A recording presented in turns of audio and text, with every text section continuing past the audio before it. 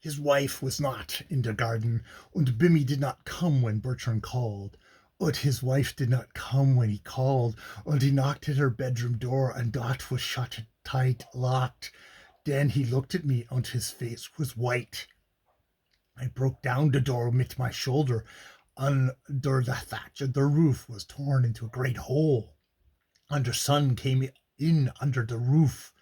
Have you ever seen paper in the wastebasket or cards on a whist cable scattered? There was no wife that could be seen. I tell you, there was nothing in that room that might be a woman. There was stuff on the floor, and that was all. I looked at these things, and I was very sick.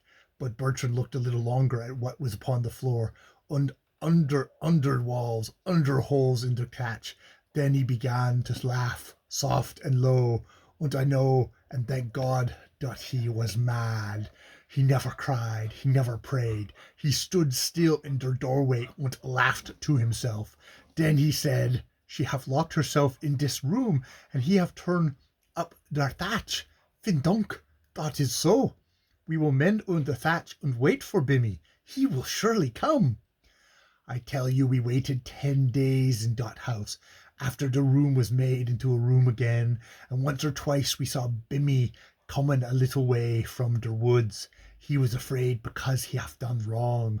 Bertrand called him when he come to look on the 10th day, and Bimmy came skipping along the beach and making noises with a long piece of black hair in his hands.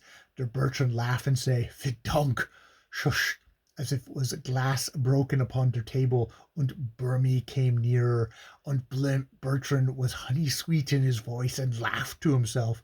For 3 days he made love to Bimmy, because Bimmy would not let himself be touched.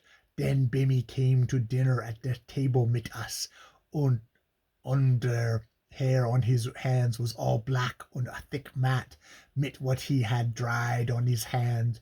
Bertrand gave him sangree till Bimmy was drunk and stupid, and then Hans paused to puff at his cigar. "And then?" I said. "And then Bertrand killed him with his hands. Ut I go for a walk upon the beach. It was Bertrand's own business. When I came back, their ape was dead, and Bertrand was dying of him. But he still laughed a little, and low, and he was quite content. Now you know the formula of the strength of the orangutan. It is more as 7 to 1 in relation to a man. But Bertrand, he have killed Bimmy mit such dingings as Gott have give him. Dot was their mercy. Das was their miracle." The infernal clamour in the cage recommenced. "Abba, that friend of yours hath still too much ego in his cosmos. Be quiet thou." Hans hissed long and venomously. We could hear the great beast quaking in his cage. "But why in the world didn't you help Bertrand instead of letting him be killed?" I asked.